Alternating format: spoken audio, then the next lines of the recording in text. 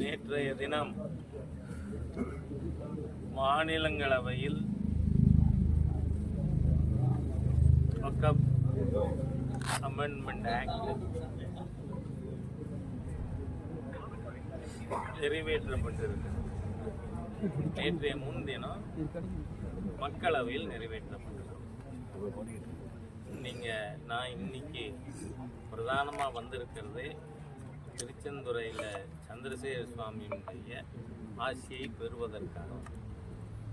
ஏனென்றால் இந்தியாவிலேயே முதலாக ஊடக வெளிச்சத்திற்கு இந்த ட்ரக்கோனியன் லா, ஒரு கருப்பு சட்டம் வக்ஃப் ஆக்ட், அதை பற்றி அதனுடைய தாக்கத்தை முதலில் அனுபவித்த ஒரு கிராமம் திருச்செந்துறை கிராமம். ஏனென்று சொன்னால் இங்கே ஒரு ஏழை விவசாயி ராமச்சந்திரன், அவர் மகளுக்கு திருமணம் வைத்துவிட்டு தங்கிட்ட இருக்கிற 1 ஏக்கர் 20 சென்ட்டை விற்கிறதுக்காக சப் ரிஜிஸ்டார் ஆஃபீஸுக்கு போகிறார். அப்போ அங்கே சப் ரிஜிஸ்டார் ஆஃபீஸில் நோட்டீஸ் போட்டிருக்காங்க, இந்த திருச்செந்துறை கிராமம் முழுவதும் வக்ஃப்க்கு சொந்தமானது. அதனால் 360 ஏக்கர் வக்ஃப் போர்டுக்கு சொந்தமானது. அதனால் நீங்கள் வக்ஃப் போர்டில் தடையில்லா சான்று, நோ அப்ஜெக்ஷன் சர்டிஃபிகேட் வாங்கினாதான் உங்கள் நிலத்தை நீங்கள் பத்திரம் போட முடியும். அன்றைக்கி தான் நண்பர் தேவி ஸ்ரீராம் அவர்கள் இந்த ஊரையே சேர்ந்தவர். அவர் எனக்கு சொன்னார். உடனடியாக நானும் இங்கே வந்திருந்தேன். அன்றைக்கு அதில் என்ன குறிப்பிடத்தக்க விஷயம் சொன்னால், நான் இந்த ஊரை விட்டு போகிறதுக்குள்ளே டிஆர்ஓ வந்து அந்த நோட்டீஸை வாபஸ் வாங்கிட்டார். இது நாம் இப்போ இருக்கிறது சந்திரசேகர சுவாமி கோவில். இது ஆதித்த கரிகாலன் காலத்தில் ராஜராஜ சோழனுக்கு முன்னாடி கட்டப்பட்ட கோவில். அதில் அவர் வந்து காரை கோவிலாக கட்டினார். அதுக்கப்புறம் குந்தவை நாச்சியார் அவர்கள் இதை கற்கோவிலாக கட்டினாங்க. இந்த கோவில் இஸ்லாம் இந்தியாவுக்குள் வருவதற்கு முன்பாக கட்டப்பட்ட கோவில். அப்போ இந்த கோவில் எப்படி வக்ஃப் போர்டுக்கு உரியதா? ஆக நீங்கள் பார்த்தீங்கன்னா 1995, ஏன்னா நேற்றைய சட்ட திருத்தம் மசோதாக்கு அவசியம் என்ன வந்து 1995 வக்ஃப் போர்டு சட்ட திருத்தம் வந்தது. அதில் அவங்க என்ன சொன்னாங்க, வந்து ஒரு வக்ஃப் போர்டு செக்ரட்டரி ஒரு ப்ராப்பர்ட்டி எங்களுதுன்னு அவங்க வந்து கம்யூனிகேட் பண்ணால் போகிறோம். That is binding on the revenue official. அதற்கு எந்த ஆதாரங்களும் கேட்க தேவையில்லை. அதனால தான் நான் இங்கே இந்த பிரச்சனைக்கு பிறகு ராணிப்பேட்டு மாவட்டம் வேப்பூருக்கு போயிருந்தேன். அங்கே பார்த்தீங்கன்னா 1933 கோர்ட்டு தீர்ப்பின் மூலமாக 2 வன்னிய பெரியவர்களுக்கு அந்த நிலம் சொந்தம்னு டிக்ளேர் ஆகுது. அரசாங்கம் பட்டா 19 அடங்கல் எல்லாம் கொடுத்துருக்கு. ஆனால் திடீர்னு பார்த்தீங்கன்னா அங்கே 52 குடும்பங்கள், அந்த 2 பேருடைய சந்ததி 52 குடும்பங்களையும் அங்கேருந்து மாவட்ட நிர்வாகம் வெளியேற்றி. உடனே நான் போயிருந்தேன். அப்போ அந்த கலெக்டர், ஒரு லேடி கலெக்டர் இருந்தாங்க. இந்த கலெக்டரேட் எனக்கு நீங்கள் கொஞ்சம் காலி பண்ணிட்டு என்ன சார் பேசியிருக்கேன்னா, அதானே அவன் வக்ஃப் போர்டில் கொடுத்துருக்கிற ஆதாரம். He declared, Raja declares. அதே மாதிரியா பழனியில் பழனி பக்கத்தில் பாலசமுத்திரம் 96 ஏக்கர் அங்கே குடியிருக்கின்ற ஏழை எளிய பட்டியல் சமுதாய மக்கள், முத்தரையர் சமுதாய மக்கள் தான் அங்கே இருக்காங்க. 1000 வீடு இருக்கு. 1000 வீடு வக்ஃப் போர்டுக்கு சொந்தம். அதை காலி பண்ணுங்க. இந்த மாதிரியாக தமிழ்நாடு முழுவதும் பல்லாயிரக்கணக்கான ஏக்கர் நிலங்கள். இதில் நீங்கள் பார்த்தீங்கன்னா ஒரு பெரிய சிறப்பு, இந்த வக்ஃப் போர்டு அமெண்ட்மெண்ட் ஆக்டை அறிமுகப்படுத்தும் பொழுதே மாண்புமிகு சிறுபான்மை நலத்துறை அமைச்சர் திரு கிரண் ரிஜிஜு அவர்கள் திருச்சி மாவட்டம் திருச்செந்துறையை பற்றி சொல்லித்தான் இந்த பில்லு இன்ட்ரடியூஸ் பண்ணார். அதே மாதிரியாக இந்த பில்லின் மீது பேசிய மாண்புமிகு உள்துறை அமைச்சர் அமித்ஷா அவர்கள், திரு கிரண் ரிஜிஜு அவர்கள், அனுராக் தாக்கூர் அவர்கள். அனுராக் தாக்கூர் நமக்கு திருச்சி மாவட்டத்தில் எத்தனை கிராமங்கள் வந்து இந்த மாதிரியாக எந்த ஆதாரங்களும் இல்லாமல் பக்கப்போருக்கு சொந்தம் அப்படின்னு சொல்லி இந்த மாதிரியாக நாடு முழுவதும் 4,40,000 மேற்பட்ட ஏக்கர் நிலங்கள், லட்சக்கணக்கான ஏழை எளிய இந்துக்களுடைய வீடுகள், கோவில், மடம், இது எல்லாமே வக்கப்போர்டுக்கு சொந்தம்னு அந்த 1995 அமெண்ட்மெண்ட் படி அவர்கள். ஆமாம், நீங்கள் இங்கே நத்தர்ஷா பள்ளிவாசல் இங்கே ஒரு நத்தர்ஷா பள்ளிவாசல், அந்த நத்தர்ஷா பள்ளிவாசலோட நிர்வாகி எனக்கு ஃபோன் பண்ணார். நான் இங்கே வந்தப்ப அவர் என்ன சொன்னார்னா, சார் வக்கப்போர்டுக்கு வந்து எங்கள் பள்ளிவாசலும் சொந்தம்னு சொல்லி சொந்தம் கொண்டாடுறாங்க, நாங்கள் இந்த வக்கப்போர்டு வர்றதுக்கு முன்னாடிலேருந்து நாங்கள் இருக்கோம், அதனால் உங்களை நாங்கள் ஆதரிக்கிறோம், அதனால் எங்களுக்கு நீங்கள் ஆதரவு கொடுக்கணும்னு கேட்டாங்க. ஆக நாடு முழுவதும் ஒரு பெரிய கருப்பு சட்டம் அது இங்கே அமலுக்கு கொண்டு வந்து இந்த கோவில் போன்ற கர்நாடகாவில் எடுத்துக்கிட்டிங்கன்னா பல மடங்கள் ஒரு மாவட்டத்தில் கர்நாடகாவில் 15,000 ஏக்கர் இந்த மாதிரி ஹிந்து விவசாயிகள் கையில் இருக்கிறதெல்லாம் வக்கப்போர்டுக்கு சொந்தம்னு. ஆகவே இது திருத்த வேண்டியது. அதுக்காக இந்த வக்கப்போர்டு திருத்த சட்டமானது கொண்டு வரப்பட்டது. இப்போ இவங்க ஒன்று என்ன கேட்குறாங்க, அது எப்படி நான் முஸ்லிம்ஸ் எல்லாம் வக்கப்போர்டில் இருக்கலாமான்னு. அது கொண்டு வந்தது யாரு? சோனியா காந்தி தானே. அன்டானியா மைனோன்னா புரியுமா உங்களுக்கு? சோனியானா புரியுமா? அந்த சோனியா காந்தியும் கருணாநிதியுமா சேர்ந்து 2013 கொண்டு வந்த திருத்தம் தான் நான் முஸ்லிம்ஸ் கேன் பி டொனார்ஸ் ஃபார் வக்கப்னு. இப்போ நான் என் நிலத்தை ஒருத்தர் கொடுக்குறேன்னா அதில் ட்ரஸ்டியாக நான் இருப்பேன மாட்டேன். அதில் ஸ்பெசிஃபிக்காக சொல்லியிருக்காங்க non Muslims can be members of Waqf. அது அப்படியே கண்டினியூ ஆகுது. இப்போயே உங்களுக்கு வலிக்குது, 2013 வலிக்கலை. அதே மாதிரியாக ஓரல் வக்பா எந்த டாக்குமெண்ட்டும் வேணாம், வாயால் சொன்னா அப்புறம் வக்கப் போர்டு செக்ரட்டரி அவர் சொல்லிட்டா அது வக்கப், அவர் சொல்லிட்டாருன்னா அது வந்து அந்த சொத்து வக்கப் போர்டுக்கு. அது எந்த ஒரு சிவில் கோர்ட்லேயும் அதை தாவா பண்ண முடியாது. இதுக்கு தாவாவுக்கு எது இடம்? Waqf board, Waqf council. நான் கேட்குறேன், கொலை பண்ணுறோம்னா அவன் தான், அதுக்கு வந்து வக்கீலும் அவன் தான், அதுக்கு வந்து நீதிபதியும் அவன் தானே. இதனால இதனுடைய ஃபார்சிக்கல் பார்ட் ஆஃப் இட் என்னன்னு சொன்னால், உத்தரப்பிரதேச வக்கப் போர்ட் செக்ரட்டரி அவர் வந்து தாஜ்மஹால் வக்கப் போர்ட் ப்ராப்பர்ட்டின்னு கிளைம் பண்ணியிருக்காரு. அதுக்கு பிறகு தாஜ்மஹாலுடைய ட்ரஸ்டீஸ் சுப்ரீம் கோர்ட்டுக்கு போகிறாங்க. அப்போ சுப்ரீம் கோர்ட் சொல்லுது, எங்களுடைய பர்வியூக்கு அப்பால் எந்த சட்டமும் இருக்க முடியாது, அதனால இந்த வக்கப் போர்ட் சட்டத்தை நீங்கள் அது மூலமாக தாஜ்மஹால் உங்களுதுன்னு சொல்கிறது இருக்க முடியாதுன்னு they adjudicated that it is not the part of Waqf property. ஆக நாடு முழுக்க ஒரு மோசமான சட்டத்தை கொண்டு வந்து வாக்கு வங்கி அரசியலுக்காக இந்துக்களுடைய கோவில், மடங்கள், ஏழை எளிய மக்களுடைய வீடுகள், நிலங்கள், இது எல்லாத்தையும் அபகரிக்கிறதுக்கு வந்து எங்களுக்கு ஆட்சேபம் இல்லைன்னு இந்த சட்டத்தை எதிர்க்கிற திமுக, காங்கிரஸ், விசிக, கம்யூனிஸ்டுகள், முழு ஹிந்து விரோத தீய சக்திகள் இவர்கள். நான் கேட்குறேன், இது நான் வந்து ஏன் இங்கே உங்களை சந்திக்கிறேன்னா, உங்களுக்கு தெரியும் இந்த கோவில் எப்போ இருந்திருக்கு, இது எப்படி வக்கப் போர்டுக்கு உரிமையானதுன்னு எப்படி சொல்லலாம். அறிவாலயத்தை வக்கப் போர்டு கிளைம் பண்ணியிருந்தா ஸ்டாலினுக்கு உரைச்சிரும். திமுக ஆதரிச்சிருக்க மாட்டேன், எதிர்த்திருக்க மாட்டாங்க இந்த சட்டத்தை. அதே மாதிரியா சோனியா காந்தியினுடைய ஹரியானாவில் இருக்கிற பண்ண வீட்டை வக்கப் போர்டு தங்களோட சொத்துன்னு அறிவிச்சிருந்தா சோனியாவுக்கு புத்தி வந்திருக்கும். ஆகவே நீங்க பாதிக்கலைங்கிறதுக்காக இந்துக்கள் எக்கடு கட்டு போனால் என்ன என்று இந்த ஹிந்து விரோத தீய சக்தி திமுக, காங்கிரஸ், விசிக, கம்யூனிஸ்டுகள் பாராளுமன்ற அராஜகத்தில் ஈடுபடுவீங்களா?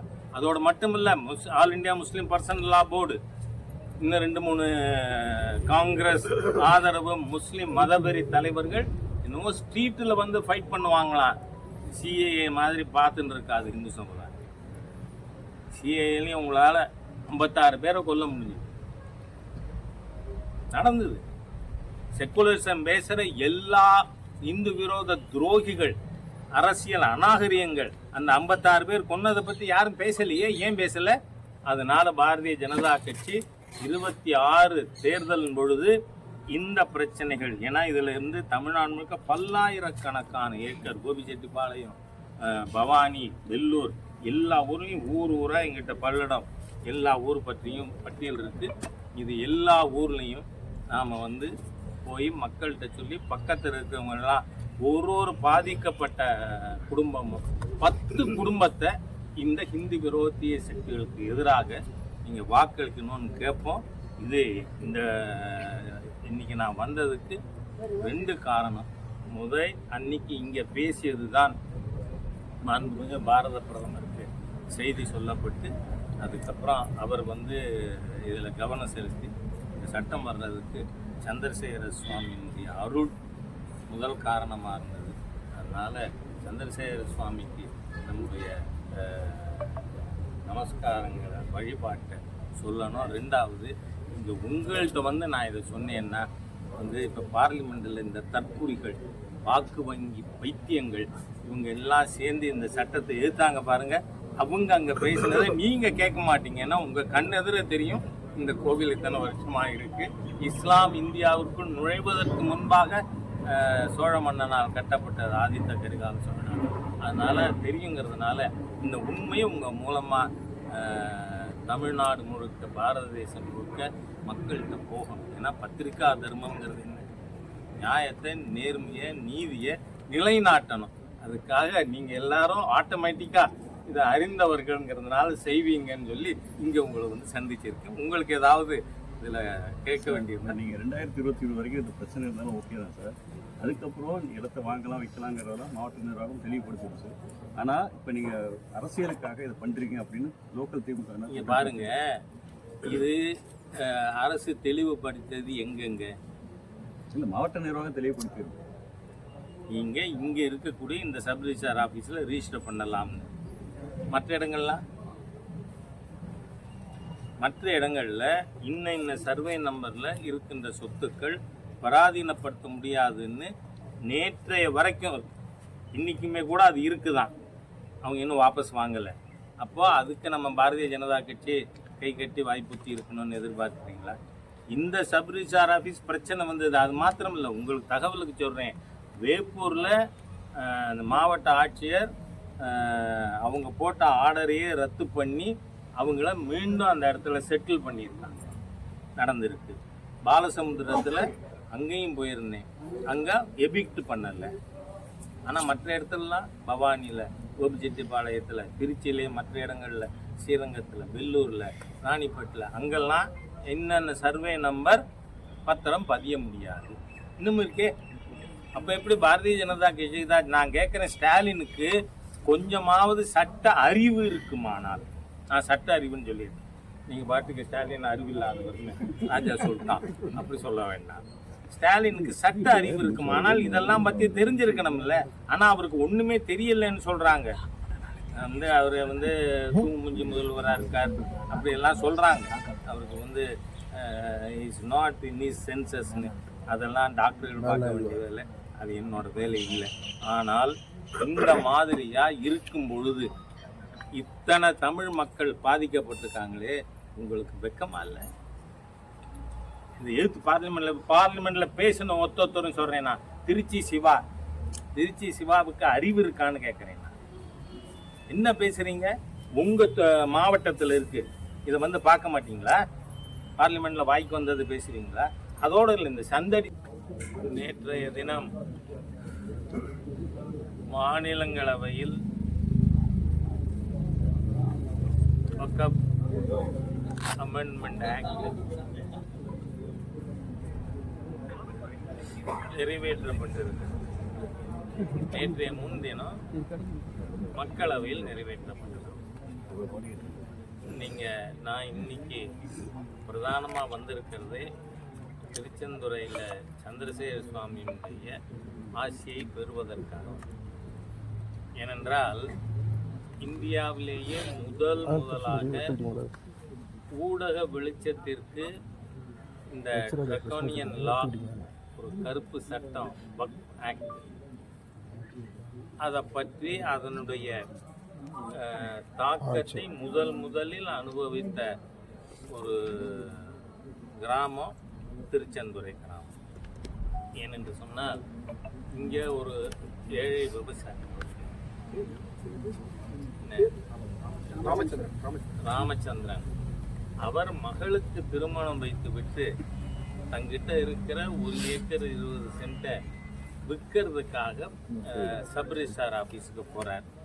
அப்போ அங்கே சப் ரிஜிஸ்டார் ஆஃபீஸில் நோட்டீஸ் போட்டிருக்காங்க, இந்த திருச்செந்துறை கிராமம் முழுவதும் வக்ஃப்க்கு சொந்தமானது. அதனால் 360 ஏக்கர் வக்ஃப் போர்டுக்கு சொந்தமானது. அதனால் நீங்கள் வக்ஃப் போர்டில் தடையில்லா சான்று, நோ அப்ஜெக்ஷன் சர்டிஃபிகேட் வாங்கினான்னா உங்கள் நிலத்தை நீங்கள் பத்திரம் போட முடியும்னு. அன்றைக்கி தான் நண்பர் ஜேவி ஸ்ரீராம் அவர்கள் இந்த ஊரையே சேர்ந்தவர், அவர் எனக்கு சொன்னார். உடனடியாக நானும் இங்கே வந்திருந்தேன்.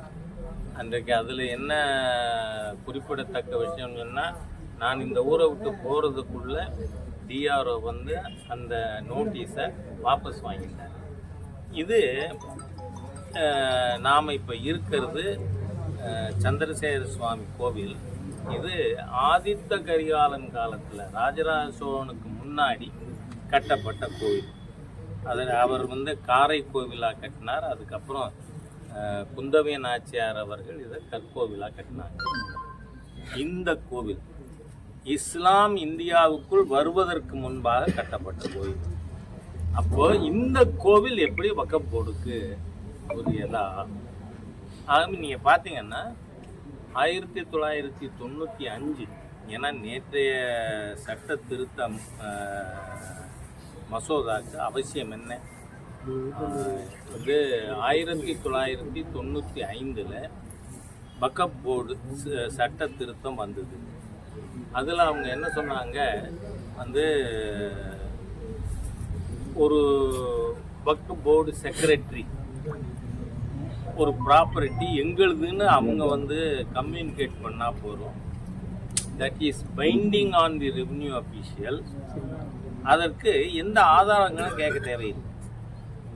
அதனால தான் நான் இங்கே இந்த பிரச்சனைக்கு பிறகு ராணிப்பேட்டு மாவட்டம் தேப்பூருக்கு போயிருந்தேன். அங்கே பார்த்தீங்கன்னா 1933 கோர்ட்டு தீர்ப்பின் மூலமாக 2 வன்னிய பெரியவர்களுக்கு அந்த நிலம் சொந்தம்னு டிக்ளேர் ஆகுது. அரசாங்கம் பட்டா 19 அடங்கல் எல்லாம் கொடுத்துருக்கு. ஆனால் திடீர்னு பார்த்தீங்கன்னா அங்கே 52 குடும்பங்கள், அந்த 2 பேருடைய சந்ததி 52 குடும்பங்களையும் அங்கேருந்து மாவட்ட நிர்வாகம் வெளியேற்றி. உடனே நான் போயிருந்தேன். அப்போ அந்த கலெக்டர், ஒரு லேடி கலெக்டர் இருந்தாங்க. இந்த கலெக்டரேட் எனக்கு நீங்கள் கொஞ்சம் காலி பண்ணிட்டு என்ன சார் பேசியிருக்கேன்னா, அதானே அவன் வக்ஃப் போர்டில் கொடுத்துருக்கிற ஆதாரம். He declared, Raja declares. அதே மாதிரியாக பழனியில் பழனி பக்கத்தில் பாலசமுத்திரம் 96 ஏக்கர் அங்கே குடியிருக்கின்ற ஏழை எளிய பட்டியல் சமுதாய மக்கள், முத்தரையர் சமுதாய மக்கள் தான் அங்கே இருக்காங்க. 1000 வீடு இருக்கு. 1000 வீடு வக்ஃப் போர்டுக்கு சொந்தம். அதை காலி பண்ணுங்க. இந்த மாதிரியாக தமிழ்நாடு முழுவதும் பல்லாயிரக்கணக்கான ஏக்கர் நிலங்கள். இதில் நீங்கள் பார்த்தீங்கன்னா ஒரு பெரிய சிறப்பு, இந்த வக்ஃப் போர்டு அமெண்ட்மெண்ட் ஆக்டை அறிமுகப்படுத்தும் பொழுதே மாண்புமிகு சிறுபான்மை நலத்துறை அமைச்சர் திரு கிரண் ரிஜிஜு அவர்கள் திருச்சி மாவட்டம் திருச்செந்துறையை பற்றி சொல்லித்தான் இந்த பில்லு இன்ட்ரடியூஸ் பண்ணார். அதே மாதிரியாக இந்த பில்லின் மீது பேசிய மாண்புமிகு உள்துறை அமைச்சர் அமித்ஷா அவர்கள், திரு கிரண் ரிஜிஜு அவர்கள், அனுராக் தாக்கூர் அவர்கள். அனுராக் தாக்கூர் நமக்கு திருச்சி மாவட்டத்தில் எத்தனை கிராமங்கள் வந்து இந்த மாதிரியாக எந்த ஆதாரங்களும் இல்லாமல் வக்ஃப் போர்டுக்கு சொந்தம் அப்படின்னு சொல்லி இந்த மாதிரியாக நாடு முழுவதும் 4,40,000 மேற்பட்ட ஏக்கர் நிலங்கள், லட்சக்கணக்கான ஏழை எளிய இந்துக்களுடைய வீடுகள், கோவில், மடம், இது எல்லாமே வக்ஃப் போர்டுக்கு சொந்தம்னு அந்த 1995 அமெண்ட்மெண்ட் படி அவர்கள் ஆமாம். அது நீங்கள் இங்கே நத்தர்ஷா பள்ளிவாசல் என்ன, இங்கே ஒரு நத்தர்ஷா பள்ளிவாசல், அந்த நத்தர்ஷா பள்ளிவாசலோட நிர்வாகி எனக்கு ஃபோன் பண்ணார். நான் இங்கே வந்தப்ப அவர் என்ன சொன்னார்னா, சார் வக்ஃப் போர்டுக்கு எங்கள் பள்ளிவாசலும் சொந்தம்னு சொல்லி சொந்தம் கொண்டாடுறாங்க, நாங்கள் இந்த வக்ஃப் போர்டு வர்றதுக்கு முன்னாடிலேருந்து நாங்கள் இருக்கோம், அதனால் உங்களை நாங்கள் ஆதரிக்கிறோம், அதனால் எங்களுக்கு நீங்கள் ஆதரவு கொடுக்கணும்னு கேட்டாங்க. ஆக நாடு முழுவதும் ஒரு பெரிய கருப்பு சட்டம் அது இங்கே அமலுக்கு கொண்டு வந்து இந்த கோவில் போன்ற கர்நாடகாவில் எடுத்துக்கிட்டிங்கன்னா பல மடங்கள் ஒரு மாவட்டத்தில் கர்நாடகாவில் 15,000 ஏக்கர் இந்த மாதிரி ஹிந்து விவசாயிகள் கையில் இருக்கிறதெல்லாம் வக்ஃப் போர்டுக்கு சொந்தம்னு. ஆகவே இது திருத்த வேண்டியது. அதுக்காக இந்த வக்ஃப் போர்டு திருத்த சட்டமானது கொண்டு வரப்பட்டது. இப்போ இவங்க ஒன்று என்ன கேட்குறாங்க, அது எப்படி நான் முஸ்லிம்ஸ் எல்லாம் வக்ஃப் போர்டில் இருக்கலாமான்னு. அது கொண்டு வந்தது யாரு? சோனியா காந்தி தானே. அன்டானியா மைனோன்னா புரியுமா உங்களுக்கு? சோனியானா புரியுமா? அந்த சோனியா காந்தியும் கருணாநிதியுமா சேர்ந்து 2013 கொண்டு வந்த திருத்தம் தான் நான் முஸ்லிம்ஸ் கேன் பி டொனார்ஸ் ஃபார் வக்ஃப்னு. இப்போ நான் ஏன்னா நேற்றைய தினம் மாநிலங்களவையில் வக்ஃப் அமெண்ட்மெண்ட் ஆக்ட் நிறைவேற்றப்பட்டிருக்கு. நேற்றைய முன்தினம் மக்களவையில் நிறைவேற்றப்பட்டது. நான் இன்னைக்கு பிரதானமாக வந்திருக்கிறது திருச்செந்துறையில் சந்திரசேகர சுவாமியினுடைய ஆசியை பெறுவதற்காக. நேற்றைய தினம் மாநிலங்களவையில்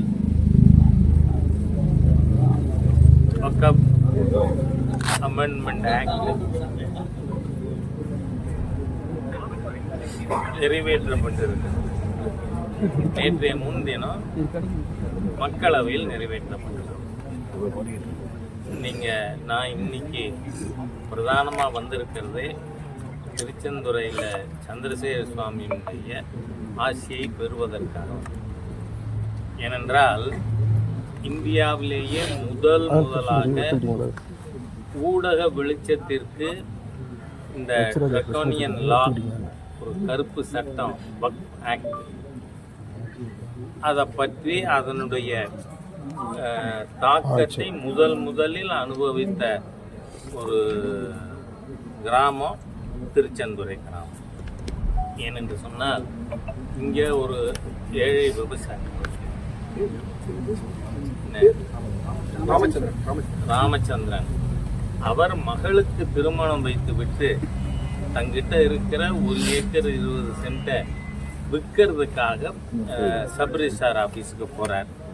அப்போ அங்கே சப் ரிஜிஸ்டார் ஆஃபீஸில் நோட்டீஸ் போட்டிருக்காங்க, இந்த திருச்செந்துறை கிராமம் முழுவதும் வக்ஃப்க்கு சொந்தமானது, அதனால் 360 ஏக்கர் வக்ஃப் போர்டுக்கு சொந்தமானது, அதனால் நீங்கள் வக்ஃப் போர்டில் தடையில்லா சான்று நோ அப்ஜெக்ஷன் சர்டிஃபிகேட் வாங்கினாதான் உங்கள் நிலத்தை நீங்கள் பத்திரம் போட முடியும்னு. அன்றைக்கி தான் நண்பர் ஜேவி ஸ்ரீராம் அவர்கள் இந்த ஊரையே சேர்ந்தவர், அவர் எனக்கு சொன்னார். உடனடியாக நானும் இங்கே வந்திருந்தேன். அன்றைக்கு அதில் என்ன குறிப்பிடத்தக்க விஷயம் சொன்னால், நான் இந்த ஊரை விட்டு போகிறதுக்குள்ளே டிஆர்ஓ அந்த நோட்டீஸை வாபஸ் வாங்கிட்டார். இது நாம் இப்போ இருக்கிறது சந்திரசேகர சுவாமி கோவில். இது ஆதித்த கரிகாலன் காலத்தில் ராஜராஜ சோழனுக்கு முன்னாடி கட்டப்பட்ட கோவில். அதில் அவர் காரை கோவிலாக கட்டினார். அதுக்கப்புறம் குந்தவை நாச்சியார் அவர்கள் இதை கற்கோவிலாக கட்டினாங்க. இந்த கோவில் இஸ்லாம் இந்தியாவுக்குள் வருவதற்கு முன்பாக கட்டப்பட்ட கோவில். அப்போ இந்த கோவில் எப்படி வக்ஃப் போர்டுக்கு உரியதா? நீங்கள் பார்த்தீங்கன்னா 1995, ஏன்னா நேற்றைய சட்ட திருத்தம் மசோதாக்கு அவசியம் என்ன, வந்து 1995 வக்ஃப் போர்டு சட்ட திருத்தம் வந்தது. அதில் அவங்க என்ன சொன்னாங்க, வந்து ஒரு வக்ஃப் போர்டு செக்ரட்டரி ஒரு ப்ராப்பர்ட்டி எங்களுதுன்னு அவங்க வந்து கம்யூனிகேட் பண்ணால் போகிறோம். That is binding on the revenue official. அதற்கு எந்த ஆதாரங்களும் கேட்க தேவையில்லை. அதனால தான் நான் இங்கே இந்த பிரச்சனைக்கு பிறகு ராணிப்பேட்டு மாவட்டம் வேப்பூருக்கு போயிருந்தேன். அங்கே பார்த்தீங்கன்னா 1933 கோர்ட்டு தீர்ப்பின் மூலமாக 2 வன்னிய பெரியவர்களுக்கு அந்த நிலம் சொந்தம்னு டிக்ளேர் ஆகுது. அரசாங்கம் பட்டா 19 அடங்கு எல்லாம் கொடுத்துருச்சு. ஆனால் திடீர்னு பார்த்தீங்கன்னா அங்கே 52 குடும்பங்கள், அந்த 2 பேருடைய சந்ததி 52 குடும்பங்களையும் அங்கேருந்து மாவட்ட நிர்வாகம் வெளியேற்றிச்சு. உடனே நான் போயிருந்தேன். அப்போ அந்த கலெக்டர், ஒரு லேடி கலெக்டர் இருந்தாங்க. இந்த கலெக்டரேட் எனக்கு நீங்கள் கொஞ்சம் காலி பண்ணிட்டு என்ன சார் பேசியிருக்கேன்னா, அதானே அவன் வக்ஃப் போர்டில் கொடுத்துருக்கிற ஆதாரம். ஈ டிக்ளேர்டு, ராஜா டிக்ளர்ஸ். அதே மாதிரியா பழனியில் பயணிப்பத்தில் பாலசமுத்திரம் 96 ஏக்கர் அங்கே குடியிருக்கின்ற ஏழை எளிய பட்டியல் சமுதாய மக்கள், முத்தரையர் சமுதாய மக்கள் தான் அங்கே இருக்காங்க. 1000 வீடு இருக்கு. 1000 வீடு வக்ஃப் போர்டுக்கு சொந்தம். அதை காலி பண்ணுங்க. இந்த மாதிரியாக தமிழ்நாடு முழுவதும் பல்லாயிரக்கணக்கான ஏக்கர் நிலங்கள். இதில் நீங்கள் பார்த்தீங்கன்னா ஒரு பெரிய சிறப்பு, இந்த வக்ஃப் போர்டு அமெண்ட்மெண்ட் ஆக்டை அறிமுகப்படுத்தும் பொழுதே மாண்புமிகு சிறுபான்மை நலத்துறை அமைச்சர் திரு கிரண் ரிஜிஜு அவர்கள் திருச்சி மாவட்டம் திருச்செந்துறையை பற்றி சொல்லித்தான் அந்த பில்லு இன்ட்ரடியூஸ் பண்ணார். அதே மாதிரியாக இந்த பில்லின் மீது பேசிய மாண்புமிகு உள்துறை அமைச்சர் அமித்ஷா அவர்கள், திரு கிரண் ரிஜிஜு அவர்கள், அனுராக் தாக்கூர் அவர்கள். அனுராக் தாக்கூர் நமக்கு திருச்சி மாவட்டத்தில் எத்தனை கிராமங்கள் வந்து இந்த மாதிரியாக எந்த ஆதாரங்களும் இல்லாமல் வக்ஃப் போர்டுக்கு சொந்தம் அப்படின்னு சொல்லி, இந்த மாதிரியாக நாடு முழுவதும் 4,40,000 மேற்பட்ட ஏக்கர் நிலங்கள், லட்சக்கணக்கான ஏழை எளிய இந்துக்களுடைய வீடுகள், கோவில், மடம், இது எல்லாமே வக்ஃப் போர்டுக்கு சொந்தம்னு அந்த 1995 அமெண்ட்மெண்ட் படி அவர்கள்.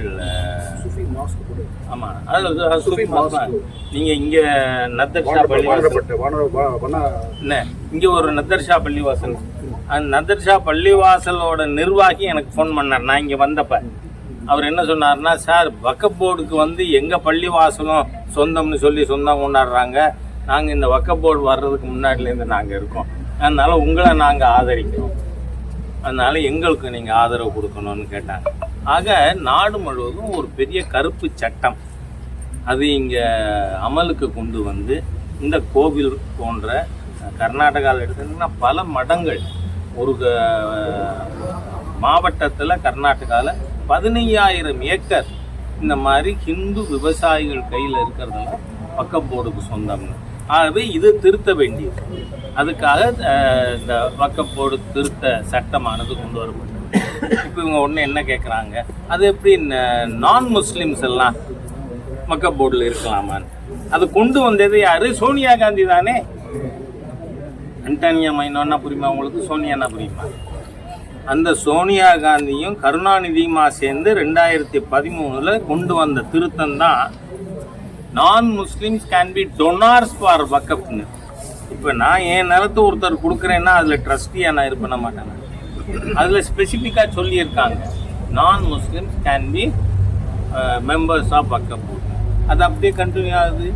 இப்போயே உங்களுக்கு வலிக்குது, 2013 வலிக்கலை. அதே மாதிரியா ஓரல் வக்ஃபா எந்த டாக்குமெண்ட்டும் வேணாம், வாயால் சொன்னா அப்புறம் வக்கப் போர்டு செக்ரட்டரி அவர் சொல்லிட்டா அது வக்கப், அவர் சொல்லிட்டாருன்னா அது வந்து அந்த சொத்து வக்கப் போர்டுக்கு. அது எந்த ஒரு சிவில் கோர்ட்லேயும் அதை தாவா பண்ண முடியாது. இதுக்கு தாவாவுக்கு எது இடம்? Waqf board, Waqf council. நான் கேட்குறேன், கொலை பண்ணுறவனா அவன் தான், அதுக்கு வந்து வக்கீலும் அவன் தான், அதுக்கு வந்து நீதிபதியும் அவன் தானே. இதனால இதனுடைய ஃபார்சிக்கல் பார்ட் ஆஃப் இட் என்னன்னு சொன்னால், உத்தரப்பிரதேச வக்கப் போர்டு செக்ரட்டரி அவர் வந்து தாஜ்மஹால் வக்கப் போர்டு ப்ராப்பர்ட்டின்னு கிளைம் பண்ணியிருக்காரு.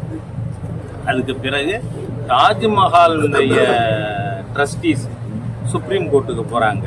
அப்போ சுப்ரீம் கோர்ட் சொல்லுது, எங்களுடைய பர்வியூக்கு அப்பால் எந்த சட்டமும் இருக்க முடியாது, அதனால இந்த வக்கப் போர்ட் சட்டத்தை நீங்கள் அது மூலமாக தாஜ்மஹால் போதுன்னு சொல்கிறது இருக்க முடியாதுன்னு they adjudicated that it is not the part of waqf property. ஆக நாடு முழுக்க ஒரு மோசமான சட்டத்தை கொண்டு வந்து வாக்கு வங்கி அரசியலுக்காக இந்துக்களுடைய கோவில், மடங்கள், ஏழை எளிய மக்களுடைய வீடுகள், நிலங்கள், இது எல்லாத்தையும் அபகரிக்கிறதுக்கு வந்து எங்களுக்கு ஆட்சேபம் இல்லைன்னு இந்த சட்டத்தை எதிர்க்கிற திமுக, காங்கிரஸ், விசிக, கம்யூனிஸ்டுகள், முழு ஹிந்து விரோத தீய சக்திகள் இவர்கள். நான் கேட்குறேன், நான் வந்து ஏன் இங்கே உங்களை சந்திக்கிறேன்னா, உங்களுக்கு தெரியும் இந்த கோவில் எப்போ இருந்திருக்கு, இது எப்படி வக்கப் போர்டுக்கு உரிமையானதுன்னு எப்படி சொல்லலாம். அறிவாலயத்தை வக்கப் போர்டு கிளைம் பண்ணியிருந்தா ஸ்டாலினுக்கு உரைச்சிரும். திமுக ஆதரிச்சிருக்க எதிர்த்திருக்க மாட்டாங்க இந்த சட்டத்தை. அதே மாதிரியா சோனியா காந்தியினுடைய ஹரியானாவில் இருக்கிற பண்ண வீட்டை வக்கப் போர்டு தங்களோட சொத்துன்னு அறிவிச்சிருந்தா சோனியாவுக்கு புத்தி வந்திருக்கும். ஆகவே நீங்க பாதிக்கலைங்கிறதுக்காக இந்துக்கள் எக்கடு கட்டு போனால் என்ன என்று இந்த ஹிந்து விரோத தீய சக்தி திமுக, காங்கிரஸ், விசிக, கம்யூனிஸ்டுகள் பாராளுமன்ற அராஜகத்தில் ஈடுபடுவீங்களா? அதோடு மட்டுமில்ல, ஆல் இண்டியா முஸ்லீம் பர்சனல் லா போர்டு, இன்னும் 2-3 காங்கிரஸ் ஆதரவு முஸ்லீம் மதவெறி தலைவர்கள் இன்னும் ஸ்ட்ரீட்டில் வந்து ஃபைட் பண்ணுவாங்களாம். சிஏஏ மாதிரி பார்த்துட்டு இருக்காது இந்து சமுதாயம். சிஏஏலையும் உங்களால் 56 பேரை கொல்ல முடிஞ்சது, நடந்தது. செக்குலரிசம் பேசுகிற எல்லா இந்து விரோத துரோகிகள், அரசியல் அநாகரியங்கள், அந்த 56 பேர் கொன்னதை பற்றி யாரும் பேசலையே. ஏன் பேசலை? அதனால பாரதிய ஜனதா கட்சி 26 தேர்தலின் பொழுது இந்த பிரச்சனைகள், ஏன்னா இதில் இருந்து தமிழ்நாடு முழுக்க பல்லாயிரக்கணக்கான ஏக்கர், கோபிச்செட்டிப்பாளையம், பவானி, வெள்ளூர், எல்லா ஊர்லேயும் ஊர் ஊராக எங்கிட்ட பல்லடம், எல்லா ஊர் பற்றியும் பட்டியல் இருக்குது. இது எல்லா